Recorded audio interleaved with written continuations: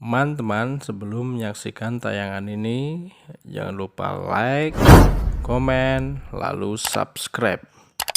Bagi yang sudah subscribe, semoga beruntung selalu. Amin. Oke, yang kedua, jadi hiduplah dengan kesadaran manunggaling kawula Gusti. Kesadaran bahwa semua makom hidupmu itu adalah ibadah karena kamu sedang manunggal dengan Tuhan. Bahkan ada cerita Semar itu 100% hidupnya adalah sembahyang.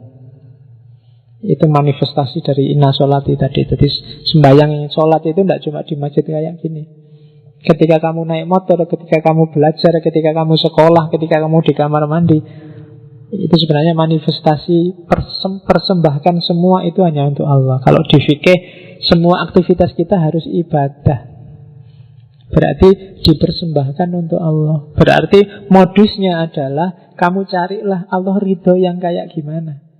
Sehingga di situ terus positioningnya kamu harus cari ilmu biar ngerti mana yang diridhoi Allah, mana yang tidak. Putar-putarannya nanti di situ. Yang kedua, sadarilah sangkan paraning dumadi. Hakikat hidup ini dari mana dan mau kemana. Itu namanya sangkan paraning dumadi. Keberadaan manusia di dunia ini. Dunia ini namanya alam madya. Sebelum kita hidup sekarang ada alam purwa. Hidup yang akan datang namanya alam wusono. Jadi roh kita itu sebenarnya menempuh perjalanan yang sangat panjang. Hari ini kita ada di level perjalanan fase tengah-tengah. Karena sebelumnya ada, sesudah nanti ada.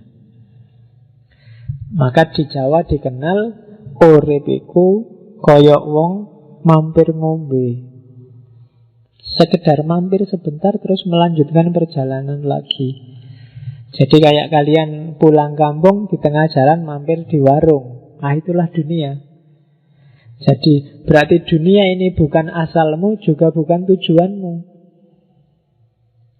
Jangan sampai kamu menjadikan dunia saat ini sebagai tujuan. Karena begitu kamu jadikan tujuan, kamu sedang keluar dari jalur sangkan paraning dumadi. Innalillahi wa inna ilaihi roji'un. Itu kan dari Allah dan untuk Allah. Kita akan kembali ke sana. Jadi modelnya melingkar. Itu yang disebut sangkan paraning dumadi. Kita dari Allah dan akan kembali ke Allah. Jangan sampai kita nyeleweng, kita ngambil jalur yang nanti tidak nyampe ke sana.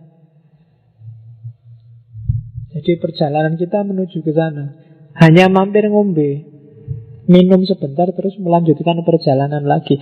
Maka jangan terlalu diambil hati dunia ini.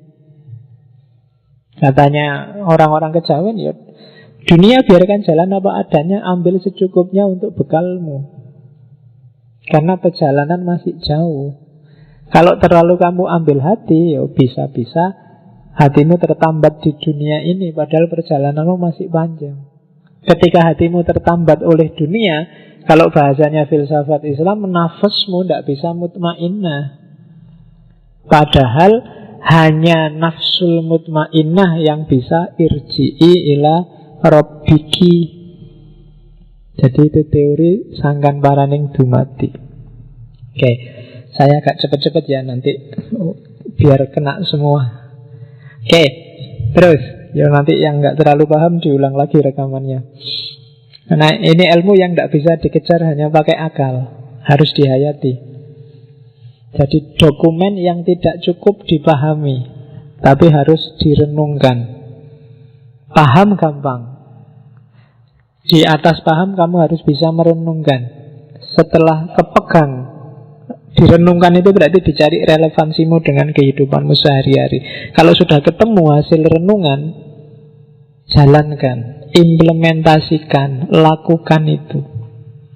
Dari situ kamu akan ketemu kemuliaan, pencerahan. Sama kayak Al-Quran.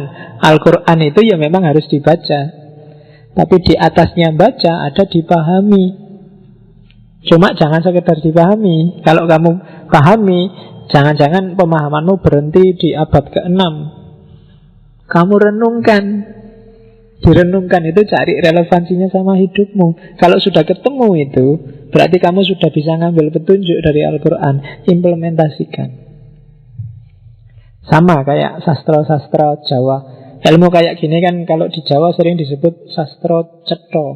Atau sastra cetha itu sastra yang tidak ada tulisannya. Kamu membacanya harus lewat realitas kehidupan sehari-hari. Sering disebut sastra Jendra Hayuningrat. Kalau zaman dulu anak-anak muda kayak kalian dianggap tidak mungkin bisa paham sastra Jendra. Paham bisa, tapi menghayati tidak akan bisa. Paham itu berarti ngerti karepe, tapi ngelakoni nggak mungkin bisa. Karena di Jawa ilmu itu kelakoni kanthi laku.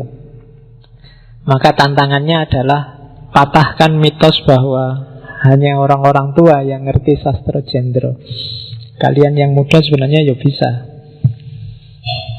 asal mau ini yang abot. Godaannya oke. Kamu selalu diiming-imingi oleh besok kerja apa, besok dapat pacar apa enggak, pacarnya jelek apa enggak, terus bisa kaya apa enggak, bisa beli mobil apa enggak, kurang punya rumah apa enggak, dan seterusnya. Itu yang sering bikin kamu terhalang. Jadi hijabnya dunia. Bahkan hari ini kayak ramalannya Nabi, hijabnya bahkan muslim yang lain. Al-Islamu mahjubun bil muslimin. Gara-gara orang Islam kamu tidak paham Islam yang benar itu kayak gimana. Karena kamu selalu kejebak. Loh, jangan-jangan Islam yang itu. Oh, jangan-jangan Islam itu.